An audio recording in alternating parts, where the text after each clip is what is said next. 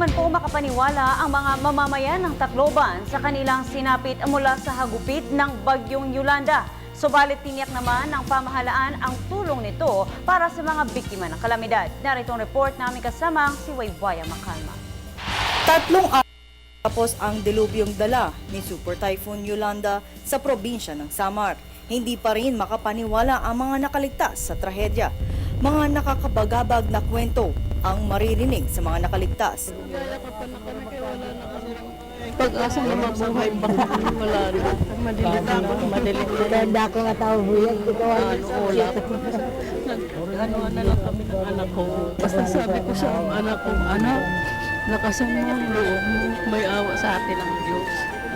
Naglakad kami mula downtown kanina. Marami kaming, siguro mga 10 kilometers yun. Marami na kaming nakita ang patay. Sabi ko nga, ito, second life ko talaga ito. Nagdadasal ako na ito yung panaming ko. Kahit sa panaginip, hindi inakala ng mga taga-Tacloban ang nangyari sa kanilang lugar. Baka sa itsura ng mga mukha ng mga nakaligtas ang hinagpis at kalungkutan dahil sa sinapit ng kanilang lugar. Marami sa kanilang hinahanap pa ang kanilang mga mahal sa buhay na hanggang ngayon ay nawawala pa. Hindi importante ngayon dito kung mayaman ka o mahirap dahil sa trahedya ay pantay-pantay ngayon ang estado ng mga nakaligtas. Kasamang binayo ng Super Typhoon Yolanda sa Tacloban, sina Defense Secretary Voltaire Gasmin at DILG Secretary Mar Rojas. Pagdating namin sa Tacloban Airport, ganito namin sila dinatnan. Bago dumating ng Bagyong Yolanda, pinadala na ng Pangulong Benigno Aquino ang dalawa para alamin ang magiging epekto ng bagyo sa Tacloban. Pero dahil sa tindi ng tama ng bagyo, isang araw din naputol ang komunikasyon sa kanila. Grabe po. Grabe.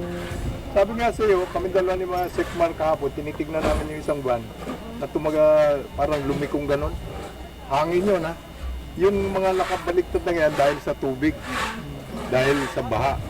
Pero yung tumagilid na ganon, pumihit, gawa ng hangin. Ganon kalakas ang hangin.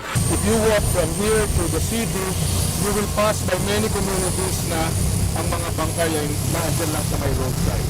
So, it's going to be high. And tinanong natin ito, but we have to keep focused on helping the living, the injured, and the rest.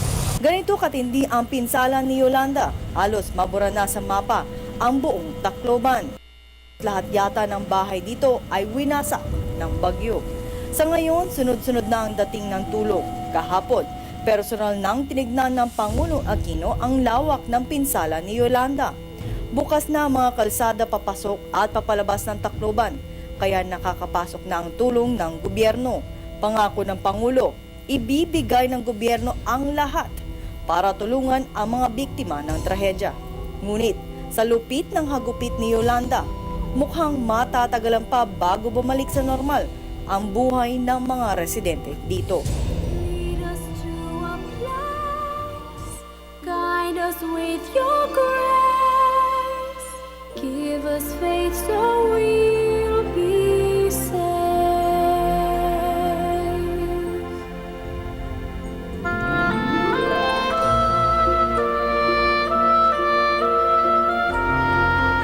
Para sa Telebisyon ng Bayan, Waywaya Makalma.